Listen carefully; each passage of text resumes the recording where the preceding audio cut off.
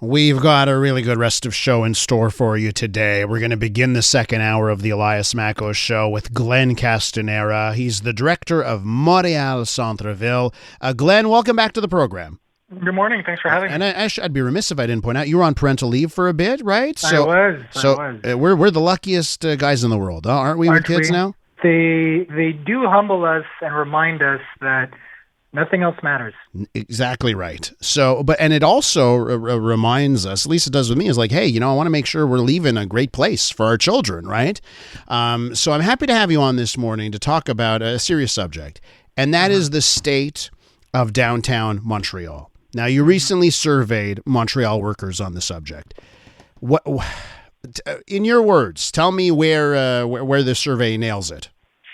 Well, the survey nails that although downtown Montreal and Montreal as a whole remains one of the safest cities and areas in North America, the sentiment of safety and criminal acts such as incivility and violent crimes are becoming a regular thing and is impacting the way people behave and the way businesses behave in such a way that it is becoming critical to tackle the situation before we become like many other North American cities, which is an unsafe city for most visitors. And the case of Vancouver, the case of San Francisco, are to us a perfect example of the direction we are taking. So the direction we're taking, are you saying that right now the plan is to follow the same policies from these cities that are years ahead of us,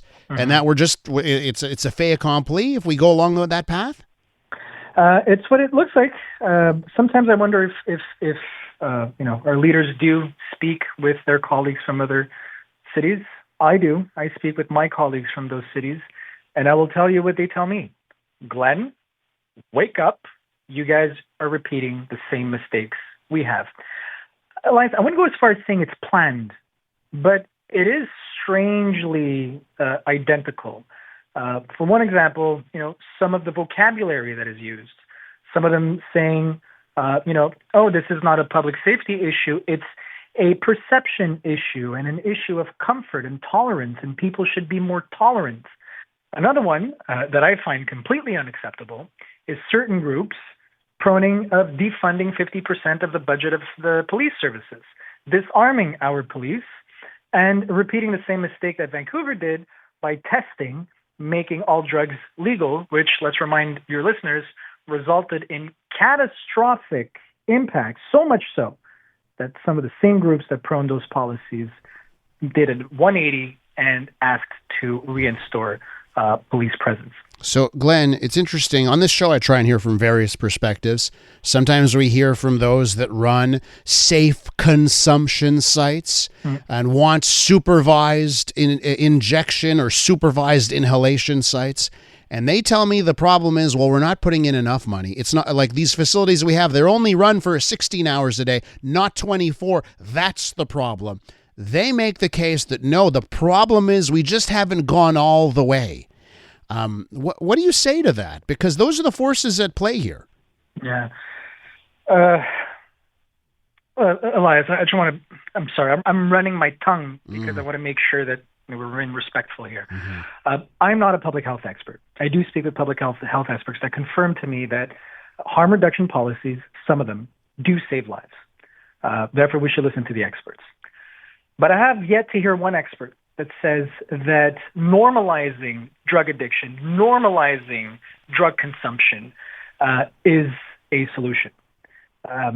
When I speak with my colleagues in San Francisco and Los Angeles, they tell me that what happened with good intentions, such as safe injection sites, is that they forgot the second part, is that safe injection sites need to come with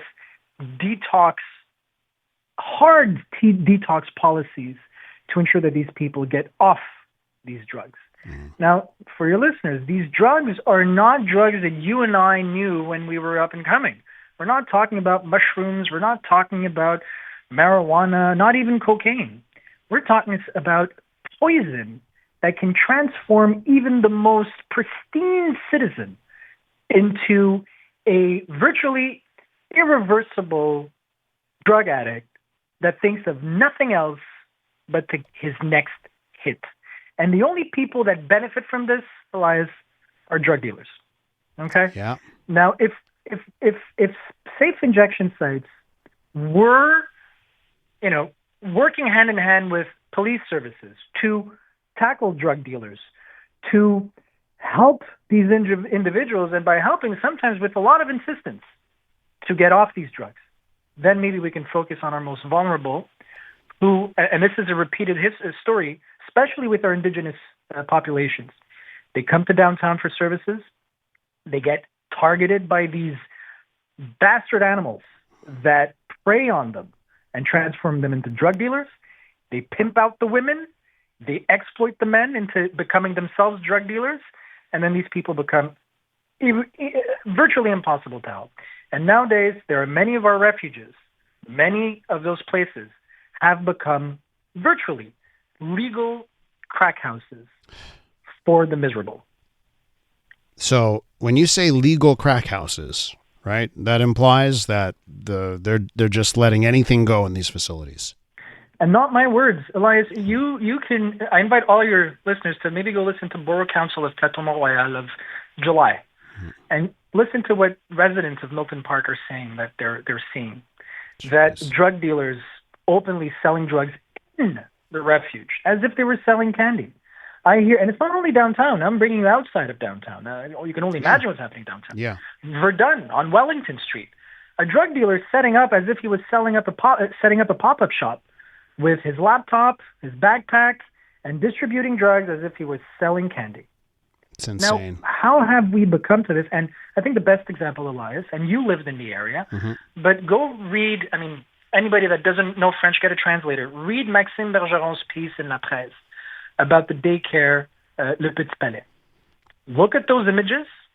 Read the testimony of the children. And the parents of those children too, right? Who have to witness it, yeah. And let me tell you, there isn't a single public leader that has their children in that daycare. Because if they did, we'd probably have the army surrounding the place and cleaning up the place. We're wrapping up here with Glenn Castanheira from Montreal Centre-Ville. Glenn, you mentioned before you're not a public health official. You're also not a politician. But I have to ask you this. On making this a political issue and making this an election issue, how far will you go in your advocacy and standing up, right, for the merchants of the downtown core? How far will you go in making this a political issue for November? Well, the mandate I have from the businesses I represent, which, mind you, my job is not to speak ill of downtown, it's to promote downtown. If I'm exposing this issue, it's because our businesses are telling us they've had enough, and now is the time during this election to ask our elected officials and our candidates to take a clear position. How far will we go? Well, it's not how far we will go, it's how far will the situation go before our businesses move? Because now it's daycares moving, it's people like yourself, Elias, that move out of these neighborhoods. Once our headquarters move out of downtown and we're left with vacant buildings and losing a quarter of the city's budget, which is what the downtown core represents in revenues for the city of Montreal, well, then it will be too late. So it's not so much how far we'll go as how hard we'll fight to make our point before it's too late. Because once it's too late, our businesses will continue doing business just elsewhere. Have you heard enough from the Montreal mayoral the various candidates? Have you heard anything that encourages you? I'll tell you one thing that encourages me, because it's hard for me to get encouraged, to be honest, is that I'm starting to hear things that were maybe too taboo to be said. And I think that's another thing that hurts this debate, Elias, how taboo it is to have this discussion. We're not targeting the homeless. We're targeting drugs and mental health. We're targeting crime. Well, I heard a candidate say that maybe we should stop concentrating all the services downtown. Well, that's a first step. Recognizing that maybe it doesn't work to focus all the services in 1 square mile to the point that we're ghettoizing the problem. It's a start. Glenn, always insightful. Glad to see you back in your role after a successful parental leave, and I'm sure we're going to be talking sooner than later. Thanks so much. Thanks, Elias. That's Glenn Castanheira, director of Montreal Centre-Ville, and I think you hear it all in his voice and his words, what the true state of affairs is.